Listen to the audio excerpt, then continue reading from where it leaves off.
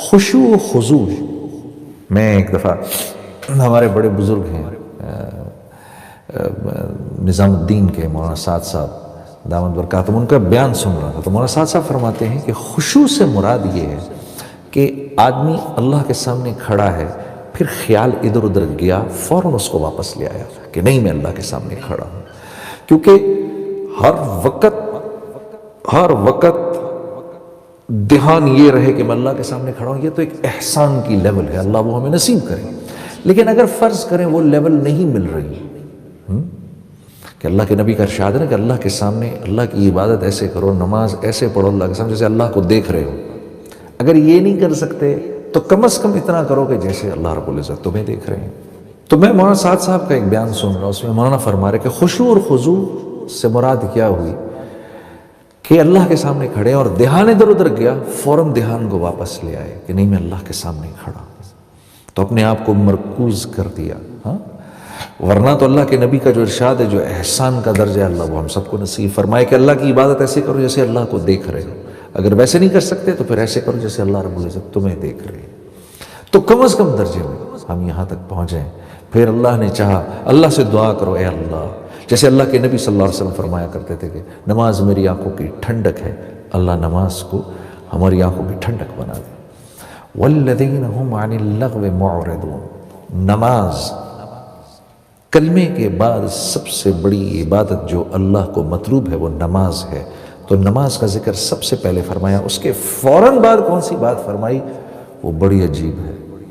اس کے بعد روزہ رکھنے کو نہیں فرمایا، زکوٰۃ دینے کو نہیں فرمایا، حج کرنے کو نہیں فرمایا. اس کے بعد فرمایا مومنین میرے کامیاب بندے وہ ہیں جو اپنا ٹائم ضائع نہیں کرتے، فضول کاموں میں اپنے وقت کو ضائع نہیں کرتے. امام ابو داؤد رحمہ اللہ نے روایت میں آتا ہے کہ 1.5 لاکھ احادیث کا مطالعہ کیا، فرماتے ہیں. پھر فرماتے ہیں میں نے اس میں سے تقریباً 1,500 احادیث نکالی. ان میں سے 4 احادیث جو تھیں وہ ان 1,500 احادیث کا نچوڑ تھی. وہ کیا تھی؟ سب سے پہلے کون سی تھی؟ انما الاعمال بالنیات. دوسری، جس بات کو اپنے لیے پسند کرو اپنے مسلمان بھائی کے لیے بھی وہی پسند کرو. تیسری، ایک حلال ہے ایک حرام ہے، بیچ میں مشتبہ ہے، جو مشتبہ کو بھی چھوڑ دے گا جب وہ دعا کرے گا فرشتے اس کی آمین پر آمین کہیں گے. اور چوتھی کیا تھی؟ اسلام کی خوبصورتی لایانی سے بچنے میں ہے، یعنی ہر اس کام سے اپنے آپ کو بچانا جس میں نہ دنیا کا فائدہ نہ آخرت کا فائدہ. آج کے دور میں بدقسمتی سے موبائل فونوں نے ہمارے اوقات لے لیے ہیں. میں جنرلی جب ایئرپورٹس وغیرہ پہ، میرا ٹریول کرنا بہت ہے، میں ایئرپورٹس پہ جاتا ہوں، اب یقین کریے 100 لوگ بیٹھے ہیں تو ان میں سے میرے خیال ہے 98 لوگ اپنے موبائل کو دیکھ رہے ہیں.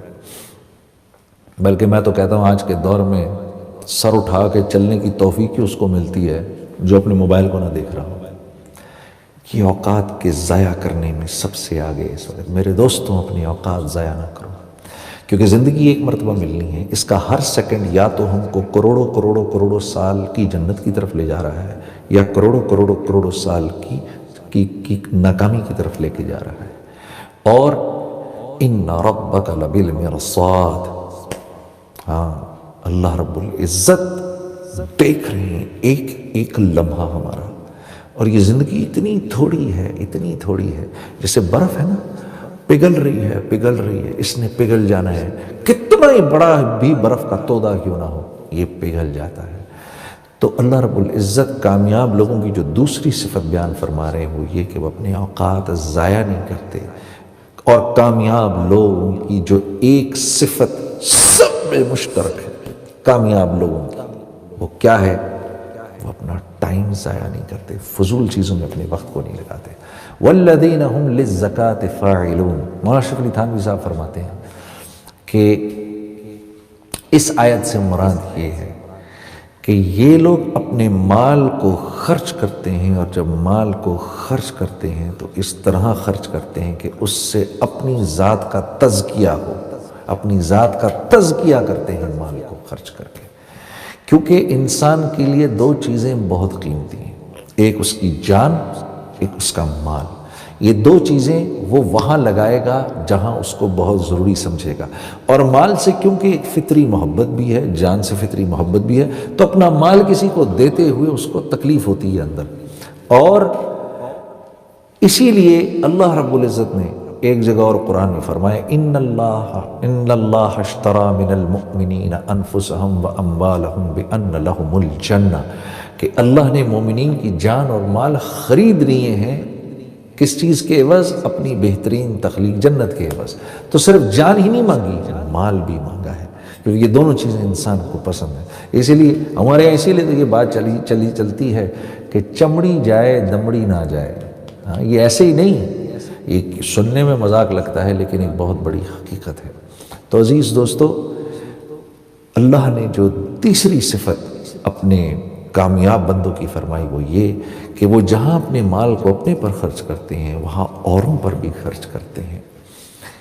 یہ بھی دیکھنا ہے کہ اس پیسے کے اندر میرے اقربا کا حصہ ہے، یہ بھی دیکھنا ہے کہ اس پیسے میں میرے ہمسایوں کا بھی حصہ ہے، یہ بھی دیکھنا ہے کہ اس مال میں میرے دوستوں کا بھی حصہ ہے، یہ بھی دیکھنا ہے کہ اس مال کے اندر غربا کا حصہ ہے، مساکین کا حصہ ہے، اس میں یتامہ کا حصہ ہے۔ جو اپنے مال کو 6 طرح سے خرچ کرے گا اللہ رب العزت اس کو وہاں سے دیں گے جہاں سے وہ گمان بھی نہیں کر سکتا۔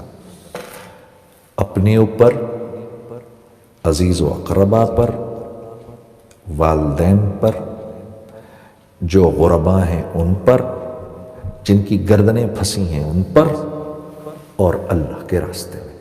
جو اپنے مال کو اس 6 طرح سے خرچ کرے گا اللہ رب العزت اس کو وہاں سے رزق دیں گے جہاں سے وہ تصور بھی نہیں کر سکتا۔